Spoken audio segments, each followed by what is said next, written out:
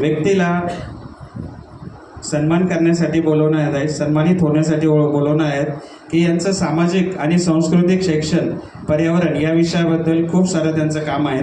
Main म्हणजे ह्या आरोग्यावर जास्ती भर देतात.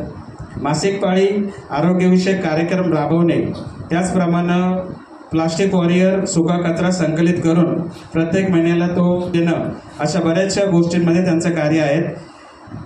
मी त्यांना विनंती करणार आहे की पुरस्काराला उत्तर म्हणून त्या बोलणार आहेत, त्यामध्ये त्या सविस्तर त्यांच्याबद्दल माहिती देतीलच. कदाचित माझ्याकडून एखादी गोष्ट राहून जाईल म्हणून मी तुम्हाला या अगोदरच सांगतोय. असं बऱ्याच गोष्टी त्यांच्याकडून होत असतात. अनेक महिलांना स्वयंरोजगाराची संधी त्यांच्याकडून दिली जाते. त्याचप्रमाणे अभिजात भाषेचा दर्जा पाली भाषेतील लेणी आणि स्तूपांवरील शिलालेख, धम्म बौद्ध धम्म अभ्यास आपण करत आहात, याबद्दल आपले कौतुक करावे तेवढे कमीच आहे. अशा एक नाही बऱ्याच गोष्टी नव्या पिढीला आदर्श देण्यासाठी त्यांच्याकडून आपल्याला शिकण्यासारख्या होतीलच. अशा या नवदुर्गा नारी शक्तीचा मी या ठिकाणी सन्मान होत आहे. तर मी त्यांना विनंती करतो, सौ शारदा प्रदीप नितनवरे